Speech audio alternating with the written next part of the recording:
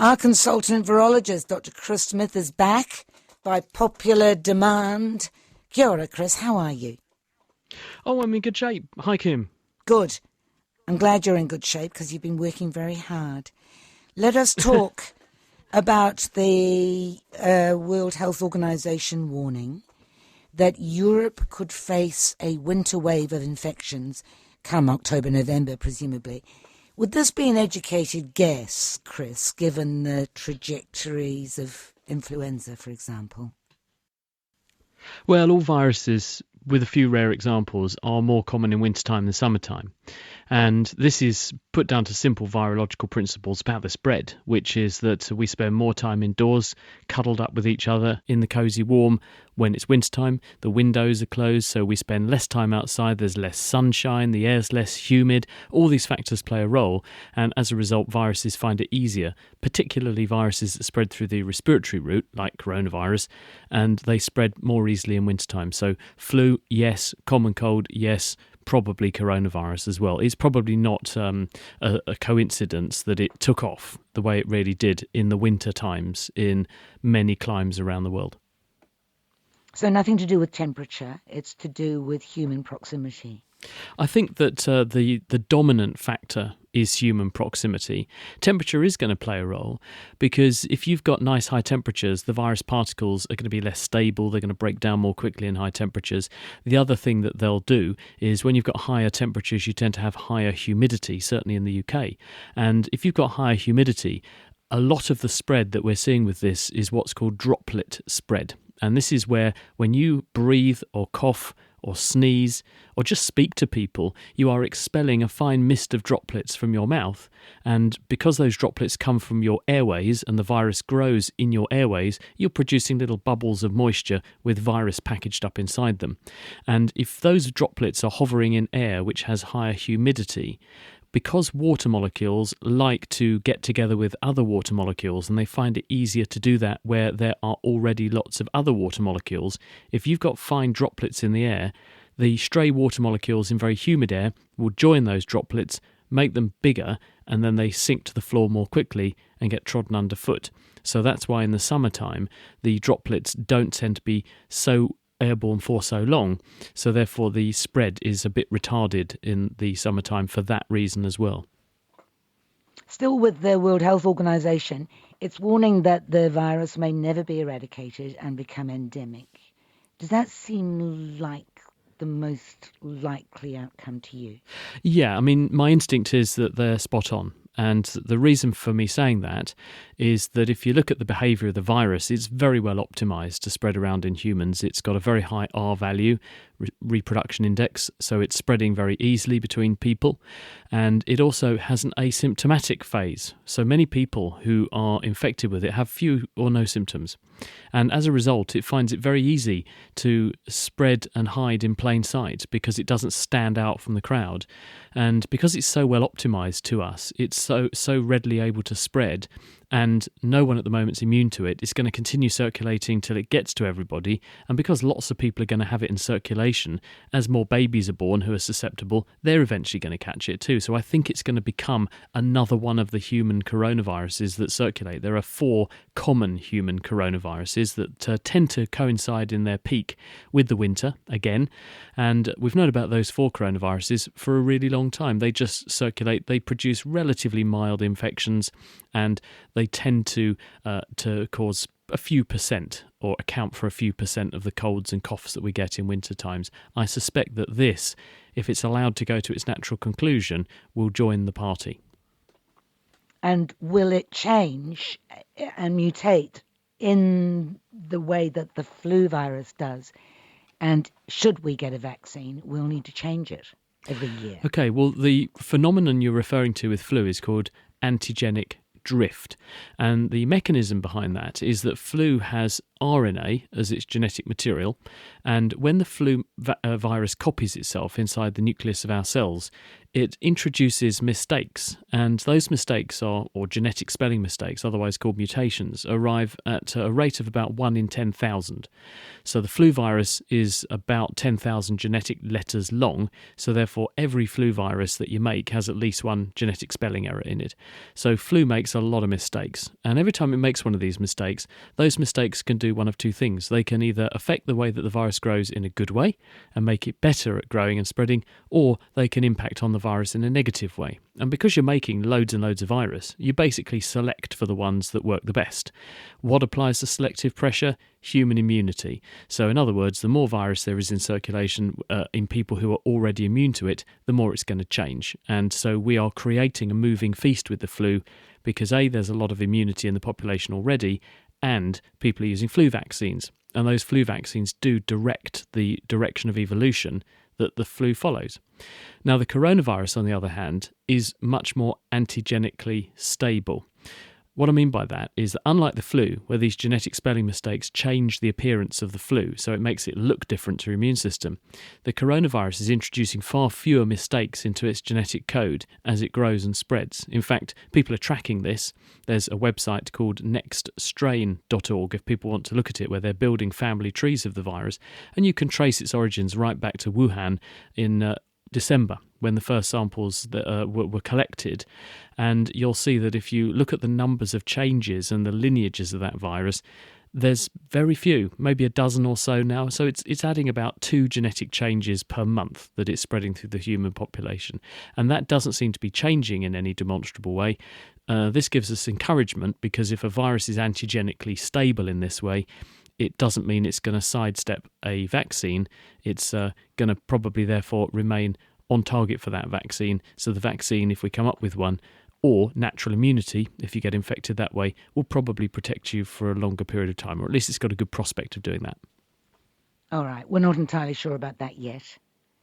No, we're not entirely sure about that yet. I think people are sounding a cautionary note, both from the World Health Organization and individual health organizations, and I think they're doing it for 2 reasons. One is because genuinely we just don't know, and we've only had about 6 months of experience with this virus, so the longest we can say you're immune for is about as long as the first person to ever get it who remains immune, and that's going to be about 6 months. In the case of experimental animals, they've got monkeys they've been putting this into, and those monkeys get an infection that's quite similar to the human manifestation. They develop antibodies, they develop immunity, and if you challenge them with the virus, they can't reacquire it.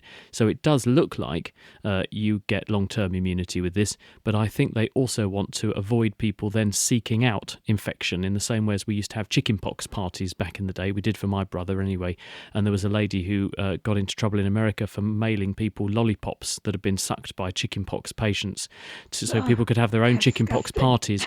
Well, it was illegal. You see, the FDA did her and said that this was a drug, and this was a therapeutic, so she was in trouble, had to go to court, so don't do that.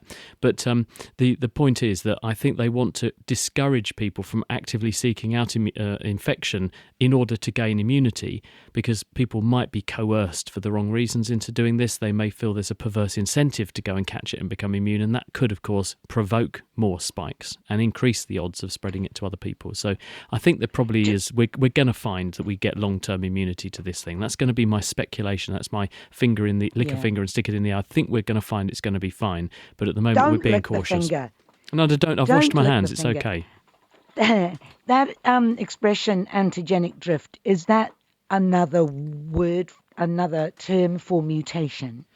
Well, the thing that drives antigenic drift is the process of mutation, because all viruses mutate, and when they copy their genetic information, especially viruses that use RNA, which is a chemical relative of DNA, except that unlike DNA, where you have 2 strands wrapped around each other and one is the mirror image of the other, and that's like having a backup of all your data on your computer. So if you lose one copy, you've got the other one to fall back on, so you can cross-check the message, and it's good for integrity of your message.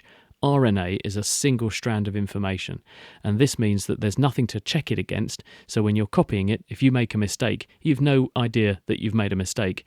and you just carry on blithely, and that mistake is then carried into the progeny virus. And sometimes it can be really beneficial.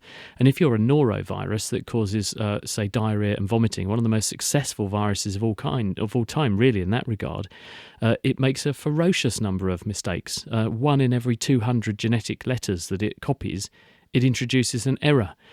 This is a bit like you sitting in the classroom copying things off the blackboard, and every time you write the second 100th character, you've made a spelling mistake. And you think in a Twitter message you can write 280 characters, so roughly once in every Twitter message you spelled something wrong, and then the entire Twitter sphere then retweet your error, and it proliferates that way. There are calls for a people's vaccine, and our former Prime Minister Helen Clark is one of the signatories to a letter which is going to be given to health ministers at the World Health Assembly next week, virtual meeting next week. Can you see that people's vaccine becoming a reality? I want as many vaccine projects and as many irons in the fire as we can possibly get with this, because if you talk to any pharmaceutical company, they will tell you that of all of their efforts to do anything in the therapeutic or vaccine sphere, 90% of the time they fail. And this is not because they're useless, they're very good. It's because they're very good that they get 10% success rate. It's very hard to do this. And there are lots of hurdles, there are lots of stumbling blocks. And the more goes you have at doing this in the more different ways, the more different approaches you've got, the more ways you're going to overcome all those stumbling blocks. And they could be virological stumbling blocks, they could be immunological stumbling blocks, they could actually be sociological stumbling blocks. And so the more ways you've got to get around various hurdles, the better, because ultimately we need a range of options. We need a plan A, a plan B, and possibly even a plan C. So the more options there are, the more people attacking this in more different ways, the more likely we are to arrive at something that will work and that we can get into the people who need it. I wish to ask you this question because some people are so adamant about it. You do not need a vaccine, says this listener. You need to target vitamin D level to at least 30 milligrams per milliliter, whatever that means. Is there any evidence to show that, as the listener further says, vitamin D insufficiency is connected with fatalities from COVID-19? Vitamin D is linked to immune function, and there is a role for vitamin D in a range of disorders, including autoimmune disorders like multiple sclerosis. And we find that in countries where there are low levels of vitamin D, there are proportionately higher levels of things like the inflammatory disease multiple sclerosis. So there may be a link here, and people have suggested associations, but at the moment they're just that, they're associations, and you have to be really careful before you say something causes something else to happen, or the reverse effect prevents something from happening. So at the moment people are actively pursuing all of these sorts of options. This morning I was in a conversation with researchers in Perth, Western Australia, where we're setting up a project in order to look for biomarkers, which are basically chemical fingerprints which are going to be predictive of someone's outcome when they catch a disease like coronavirus. Because at the moment we have no way of knowing if you're on the risk list or not as far as the virus is concerned.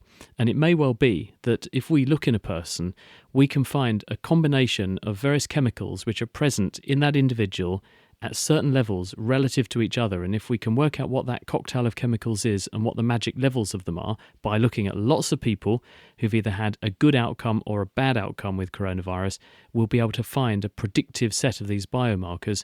And these tests will be really cheap to do and really fast. And that's going to be a breakthrough, because we'll be able to then go up to people and say, your risk of coronavirus is really very low.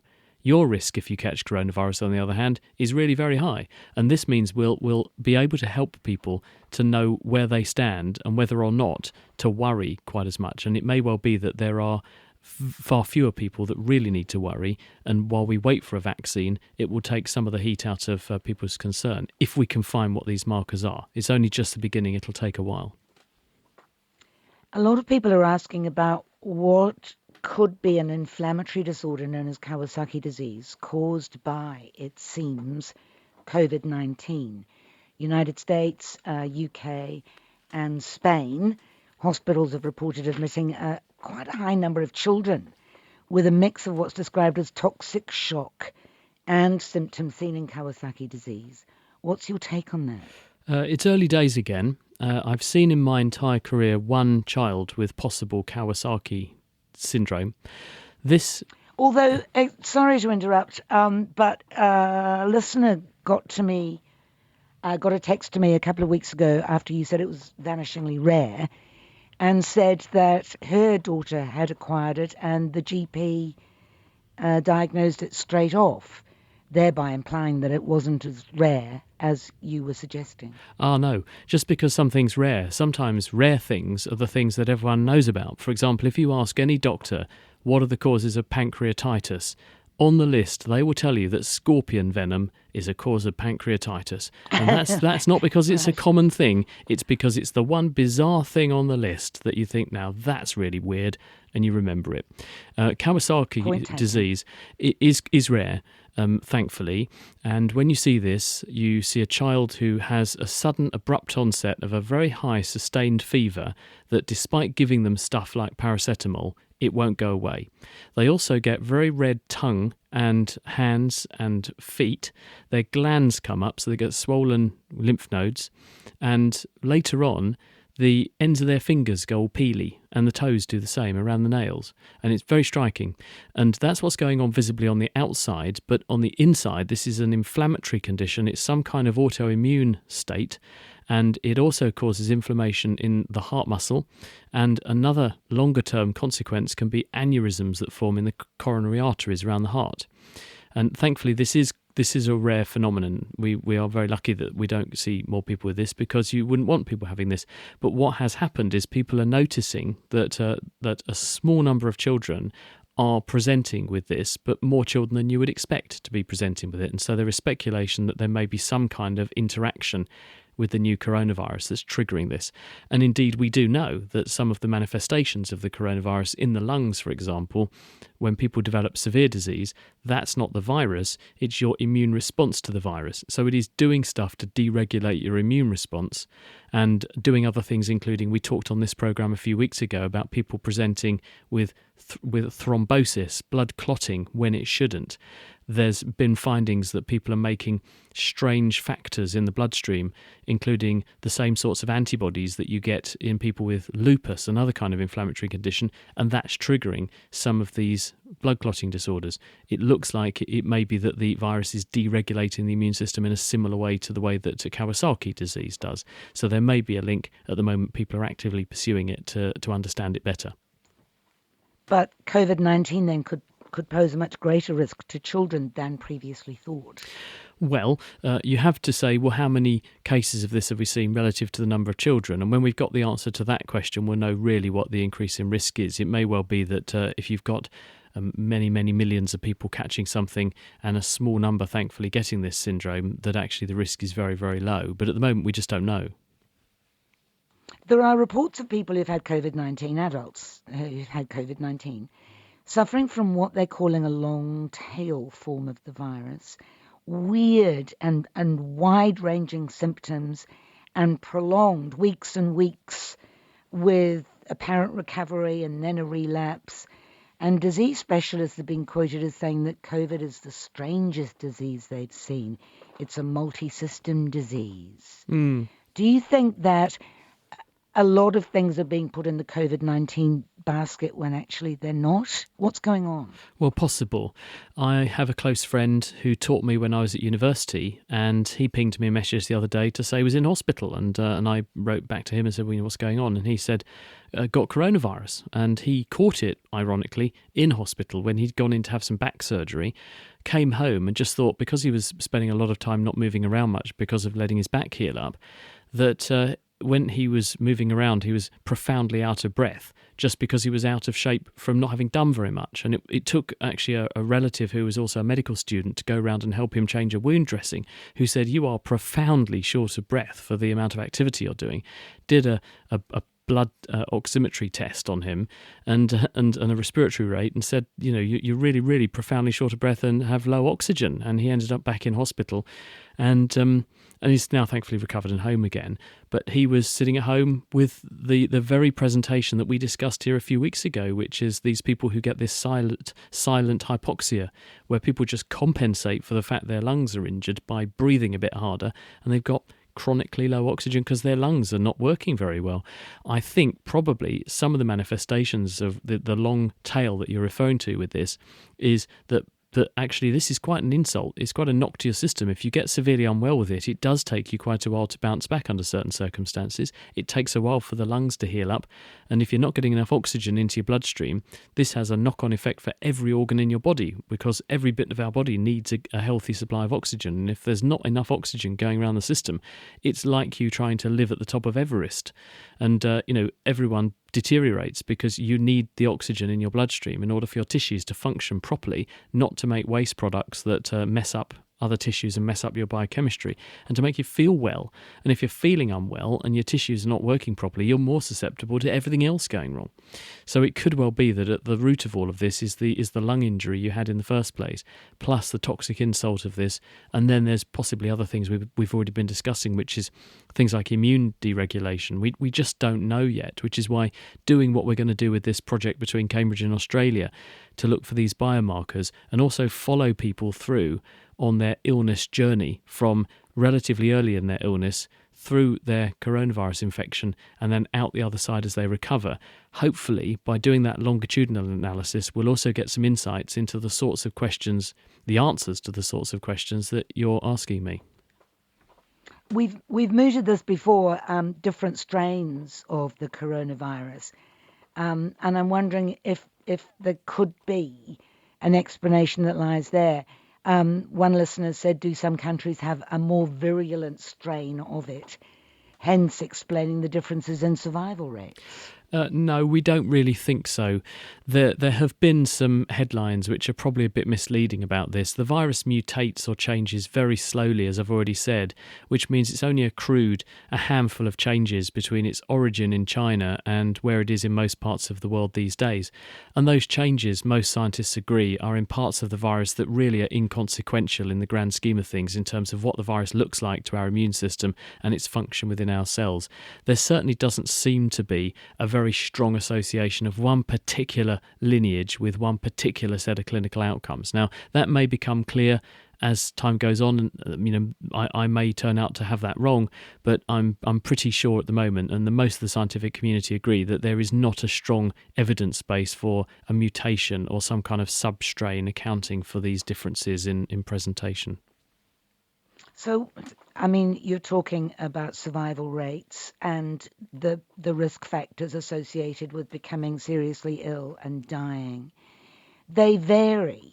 Do we have, and of course your biomarker testing will elucidate a certain amount of this. There's a big Oxford study of NHS data on 17.5 million UK adults, and they seem to show, nearly 6,000 deaths seem to show key risk factors. Being male, being older, severe asthma, and uncontrolled diabetes. Now, I can understand severe asthma because your lungs are already debilitated. Older age, perhaps the same. What about being male? Yep. And that emerges as quite a profound risk factor. If you look at the number of people who are initially diagnosed with the disease, there's already a bias, 58% versus 42% male-female. And it may be that the women are represented at a lower level because they have fewer symptoms, so they're less likely to take themselves off to get tested. That might account for the infection bias. But then there's the progression bias. If you look at the cases in intensive care, there is a strong skew towards male sex. 70% of the cases are men, 30% are female. We don't know why. What we do know is that the ACE2 receptor, which is present on cells, which the virus gets into, that's its target, it's the doorway into the cell that the virus uses. This is more heavily represented on cells in men than in women, so that might play a role.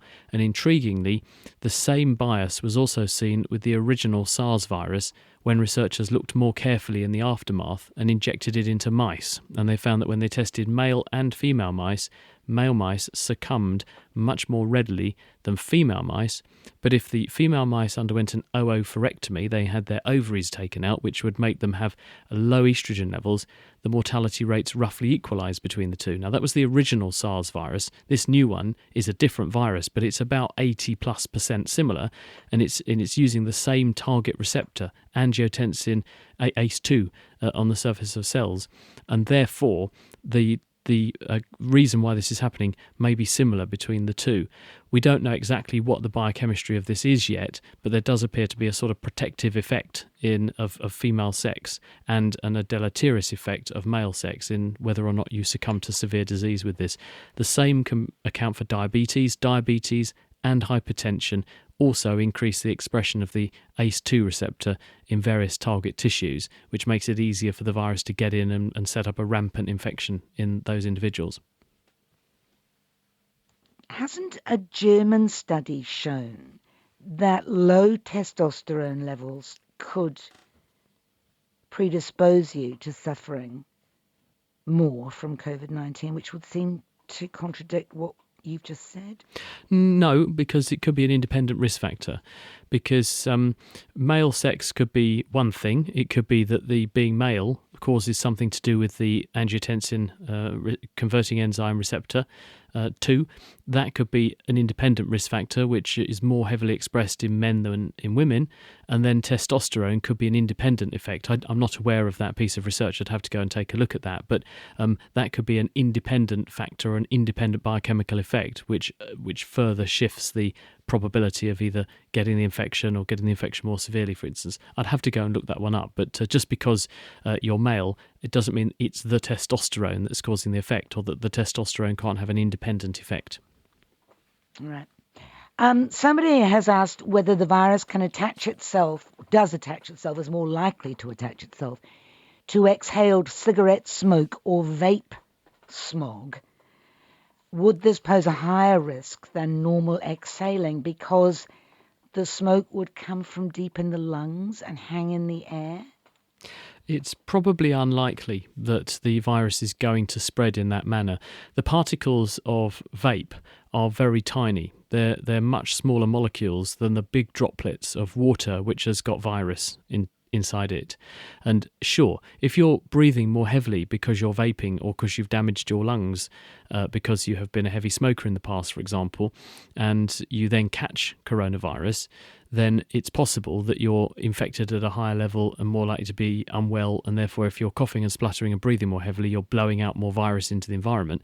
That might affect the risk profile for those around you.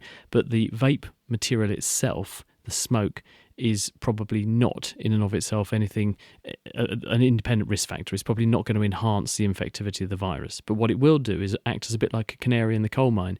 If you can smell that vape, you're smelling molecules that a few seconds ago were in someone else's lungs. And if they happen to have exhaled a nice big plume of viruses, they will be following the same airflow, and then you could potentially be breathing those in as well. Somebody asks, if you have had pleurisy in the past, does that make you more vulnerable to COVID-19? My guess would be yes. What is pleurisy? Pleurisy is the pain that you feel when you inflame your pleura. The pleura are layers around the lungs. You have your visceral pleura and your parietal pleura. And the parietal pleura is the layer that's attached to your chest wall, and it's a very thin, smooth, it almost looks like mother of pearl layer on the inside of the chest wall. And applied to it is the visceral pleura, which is a similar layer over the lung surface, and between the two is a very thin layer of moisture. And it's a bit like if you take two microscope slides and put a blob of water between them, the glass is almost impossible to separate. And this enables the lungs to be mechanically coupled to the movements of your chest wall. So when you raise your ribs, lower your diaphragm, and lower the pressure in your chest cavity, the air pressure pushes air into your lungs. And then when you relax your rib cage and bring your diaphragm back up, you apply pressure on the lungs and push the air out again. If you get lung infection, if you get, say, a lobar pneumonia or a bacterial infection, usually, then the inflamed lung tissue can spread the infection onto the pleural surface of the lung and set up a reactive inflammation on the lung surface, and this can make the area sticky and rough. So instead of sliding smoothly over each other as the lung moves and the chest expands, it gets stuck, and it's very, very painful. And it's every time you try and breathe in, it's like someone sticking a knife in you. And people will certainly remember it if they've had it. The fact that you've had that once, though, when you're all better from that, then there should be no further onward risk factor. If there's been underlying lung damage, or the reason that you had that in the first place was there was an underlying lung problem and that hasn't gone away, then it's possible you have some kind of chronic lung disease and your risk might be slightly higher. But in and of itself, it is not going to be a risk factor that guarantees you're going to have a worse outcome if you catch coronavirus. Thank you. You mentioned ACE2 receptors earlier, and again, people are asking whether if being on an ACE blocker blood pressure medication would be beneficial under these circumstances. When all this first started to surface, people were very worried about this consideration. Although the drugs that we use for blood pressure control that are called ACE inhibitors target a different structure than the ACE2 receptor that the virus uses, it's still tied up with the same blood pressure and inflammation regulating system, so therefore could have an effect. People have looked quite carefully, and in fact, rather than increasing your risk if you're on blood pressure lowering medication that's ACE inhibitor type or an ACE receptor blocker, in fact, it looks like it may even reduce your risk of getting severe coronavirus infection if you're on an ACE inhibitor. I wouldn't, however, advise anyone to go out and get hold of ACE inhibitors and start taking them just on the off chance this will reduce your risk, because you're more likely to throw your biochemistry up the wall or start to fall over because you have very low blood pressure. So don't do that. But if you're taking these tablets, they're not going to increase your risk as far as we can tell. They may even protect you. Very good to talk to you. Thank you, Chris. Take care, and we'll talk to you again soon. Been a pleasure. Thanks very much, Kim. Dr. Chris Smith, who is a Cambridge virologist. Thank you, Chris, and thank you for staying up for us, and I hope you can get to